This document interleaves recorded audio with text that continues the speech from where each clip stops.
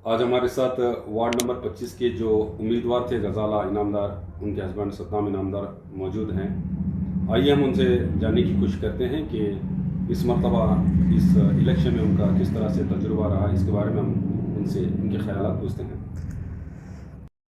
अस्सलाम वालेकुम वरहमतुल्लाहि वबरकातुहू।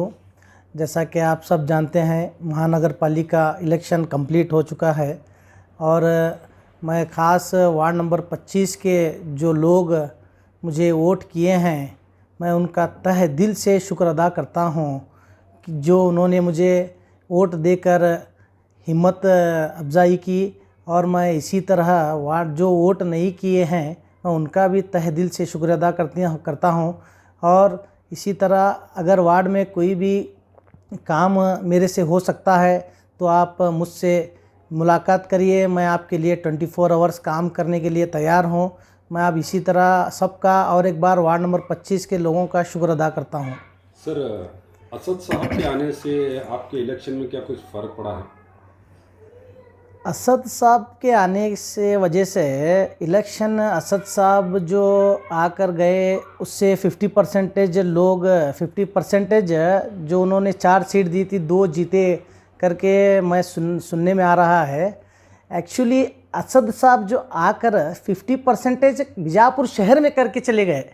जैसा कि आप सब जानते हैं, वो 2 सीट जिता कर नहीं गए, 17 सीट बीजेपी को फ़ायदा करा कर गए हैं असद साहब आकर। ये बीजेपी को बहुत बड़ा, असद साहब आने की वजह से बहुत बड़ा फ़ायदा हो चुका है। इसमें कांग्रेस को नुकसान हो चुका है। असद साहब आने से कुछ फ़ायदा नहीं हुआ, बीजेपी को फुल सपोर्ट करके असद साहब चले गए हैं। यानी आपका जो कहना है कि असद साहब के आने की वजह से बीजेपी को फ़ायदा हुआ है और कांग्रेस को नुकसान। बेशक आप सब जानते हैं, बीजापुर के पूरी इतिहास जानते हैं। पहले जो 15 या 16 कांग्रेस के सीट आ सकते थे या 12 या 13 बीजेपी के सीट आ सकते थे। जैसा ही असद साहब आकर गए हैं, पूरा 50-50 बीजापुर में करके चले गए हैं। जैसा कि आप सब जानते हैं, 17 सीट शायद बीजेपी लिए है इस बार और 12 सीट कांग्रेस, 10 या 12 सीट कांग्रेस लिए है। आखिर में आप लोगों से क्या कहना चाहिए? मैं आखिर में वार्ड नंबर 25 के लोगों को जो मुझे वोट किया है और जो नहीं किया है, मैं तमाम का तहे दिल से शुक्र अदा करता हूं। और इसी तरह मेरे हाथ से जो भी वार्ड में काम हो सके, आप तमाम से रिक्वेस्ट है, कभी भी आप मेरे को 24 आवर्स फ़ोन लगाइए, मैं आपके काम के लिए रेडी हूँ। एक बात बोलना चाहता हूँ, हमारे जो कांग्रेस के बड़े लीडर हैं, जैसा कि शिवानंद पाटिल साहब और एमबी पाटिल साहब, सुनील गौड़ा साहब और हमीद मुशर्रफ साहब, जितने भी कांग्रेस के लीडर हैं, मैं उनका तमाम का तहे दिल से शुक्र अदा करता हूं। उन्होंने हमें टिकट देकर हमें उस काबिल समझा और आने वाले दिनों में एमएलए इलेक्शन आने वाला है।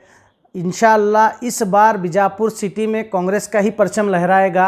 अब मैं तमाम बीजापुर के अवाम से गुजारिश करना चाहता हूं, रिक्वेस्ट करना चाहता हूं, इस बार ये महानगर पालिका इलेक्शन में जो हुआ इसको अब भूल जाइए। इस बार सिर्फ कांग्रेस को लाना है, टिकट चाहे किसी को भी मिलो, इस बार हम जिताकर कांग्रेस को ही लाना है। अगर हमारा एमएलए हमारा रहा तो हम कुछ काम कर सकेंगे।